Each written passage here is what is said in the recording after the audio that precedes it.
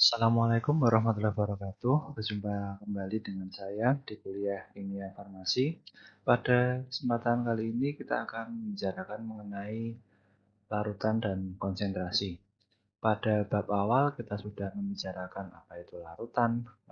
Ada larutan merupakan campuran homogen, ada campuran heterogen dan lain-lain. Dan kita pada kesempatan kali ini kita akan spesifik mendiskusikan mengenai larutan homogen. Oke, larutan didefinisikan sebagai campuran homogen dari dua jenis atau lebih. Maksudnya gini, seperti ini. Misalkan teman-teman melarutkan gula dan garam. Dalam larutan tersebut ada dua jenis zat, tiga jenis zat yaitu air, gula, dan garam. Jadi tidak hanya larutan gula saja, tapi ada larutan garam dalam campuran tersebut. Jadi larutan adalah campuran homogen dari dua jenis zat atau lebih. Maksudnya campuran homogen seperti ini adalah kita tidak bisa memisahkan mana yang zat terlarut, mana zat pelarut dalam campuran tersebut. Jadi kita tidak bisa membedakan mana gula, mana garam, ataupun mana air. Jadi semuanya sudah bercampur secara homogen. Kemudian larutan terdiri dari zat terlarut atau solut dan zat pelarut atau solvent. Jadi yang terlarut merupakan solut dan zat yang sebagai pelarut adalah solvent. Ilustrasinya adalah seperti ini. Jadi zat yang terlarut itu biasanya jumlahnya lebih sedikit daripada zat yang pelarut. Campuran antara zat terlarut dengan pelarut ini disebut larutan. Kemudian sifat larutan yang tadi sudah saya singgung, tidak ada batas antar komponen penyusunnya. Jadi kita tidak bisa memisahkan mana yang gula, mana yang garam, mana yang air. Semuanya sudah tercampur. Kita tidak bisa lagi mengambilnya ataupun memisahkannya secara manual. Kemudian antara partikel solvent dan solut tidak bisa dibedakan. Jadi teman-teman kalau membuat larutan ataupun membuat minuman dengan gula teh manis itu kita tidak bisa lagi membedakan ini mana yang teh, mana yang gula, dan mana yang air. Semuanya bersatu membentuk larutan yang rasanya manis dan warnanya biasanya agak ke coklat-coklatan. Komponen yang paling banyak dianggap sebagai pelarut, kemudian jika larutan berbentuk cair, maka air yang dianggap sebagai pelarut. Jadi zat yang paling banyak itu adalah dianggap sebagai pelarut. Pelarut bukan hanya air saja, ada nanti mungkin bentuknya bisa saja larutan berupa gas, campuran antara nitrogen dan oksigen. Kita tidak bisa lagi membedakan campuran kedua tersebut. Ataupun pelarutnya bukan berupa air, misalkan etanol, kemudian ada kloroform dan lain-lain, itu pelarut-pelarut organik, itu bukan air. Tapi ketika jumlahnya lebih besar daripada zat yang terlarut, maka dia disebut sebagai pelarut. Kemudian bila komposisinya seimbang, misalkan airnya 100 gram, kemudian zat yang terlarutnya 100 gram, maka air yang dianggap sebagai pelarut karena bentuknya adalah cair. Kemudian yang terakhir adalah komposisi di seluruh bagian adalah sama. Misalkan pada larutan tersebut, bagian di sini, di sini, di sini, maupun di pojok maupun di tengah adalah sama.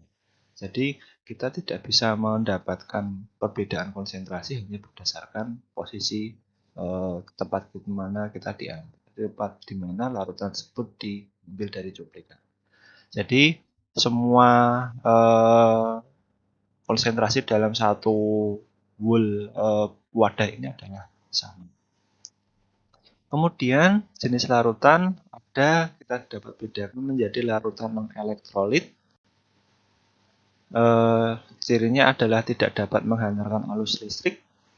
Contohnya adalah larutan gula, urea, dan alkohol itu tidak dapat menghantarkan arus listrik. Kemudian ada namanya larutan elektrolit yang dapat menghantarkan arus listrik. Contohnya adalah larutan garam, asam asetat, asam sulfat, air laut, air sungai, larutan kapur sirih, dan lain-lain.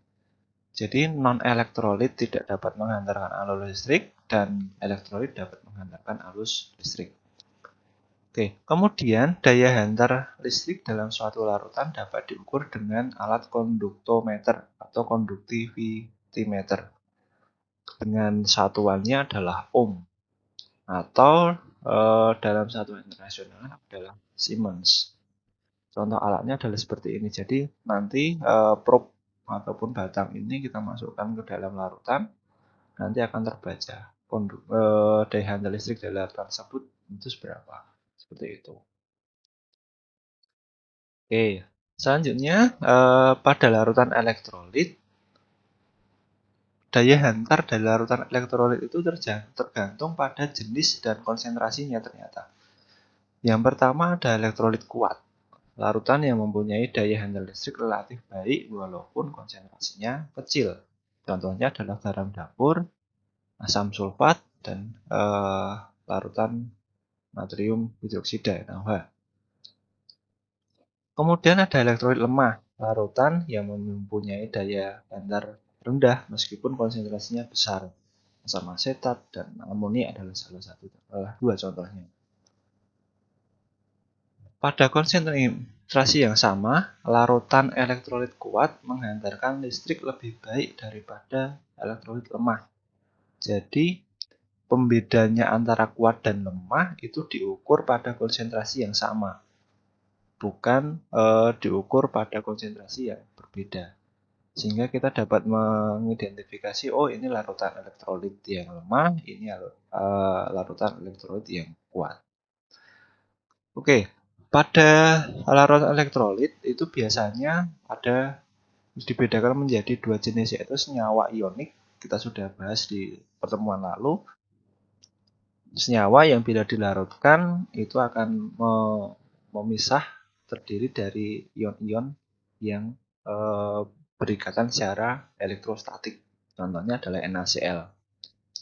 Jika dilarutkan, ion ini dapat bergerak bebas dan larutan dapat menghantarkan listrik. Jadi ion Na dan ion Cl itu dalam larutan dia bergerak secara bebas dan menghantarkan listrik. Kemudian senyawa ion yang larut dalam air merupakan elektrolit kuat. Kemudian kristal senyawa ion tidak menghantarkan listrik, tapi bisa dilelehkan jika menghantarkan listrik. Seperti ini.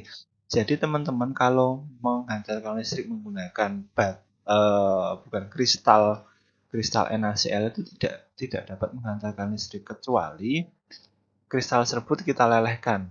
Caranya bagaimana? Kita bisa panaskan sampai titik leleh dia, kemudian kristal itu akan meleleh dan dapat menghantarkan listrik. Kenapa bisa? Karena dalam lelehan tersebut, ion-ion dapat gerak bebas, berbeda dengan pada kristal. Jadi dalam kristal itu ion-ion tidak dapat bergerak dengan bebas, sehingga daya hantar listriknya menjadi sangat lemah atau bahkan tidak ada. Tetapi ketika sudah dilelehkan, ionnya dapat bergerak dan itu dapat menghantarkan listrik. Kemudian ada yang namanya elektrolit yang berasal dari senyawa kovalen polar. Contohnya adalah air. Air tersusun atas H dan O yang berikatan secara kovalen. Namun ingat, air merupakan salah satu senyawa kovalen polar. Jika zat yang terlarut bersifat polar dilarutkan dengan air, maka terdapat gaya tarik-menarik yang cukup kuat sehingga dapat memutuskan salah satu ikatan sehingga membentuk ion yang disebut dengan hidrolisis. Contohnya adalah NaCl. Ini dalam air dia menjadi Na+ dan Cl-. Kemudian pada NH4+ ketemu dengan H2O menjadi NH4OH dan H+. Ion inilah yang dapat menghantarkan listrik dalam senyawa kovalen polar. Oke, jadi jenis larutan yang dapat menghasilkan listrik adalah yang namanya larutan elektrolit. Larutan elektrolit bisa berupa senyawa ion, bisa senyawa kovalen polar. Kemudian pada saat pertama tadi kita sudah jelaskan bahwa larutan adalah campuran homogen. Ingat, adalah campuran homogen. Jadi tidak bisa lagi kita memisahkan entitas penyusunnya. Berbeda dengan campuran heterogen. Kita dapat memisahkan zat-zat penyusunnya. Contoh dari campuran heterogen adalah teman-teman kalau membuat beton untuk membuat rumah itu kita bisa pisahkan mana yang pasir, mana yang kerikil, dan lain sebagainya. Namun dalam larutan homogen kita tidak lagi dapat memisahkannya. Kemudian campuran ataupun larutan itu yang memiliki jumlah yang lebih banyak disebut sebagai pelarut, dan bila pelarutnya adalah air, maka air sebagai pelarut. Oke, sampai sini kita lanjutkan lagi pembahasan di bab selanjutnya.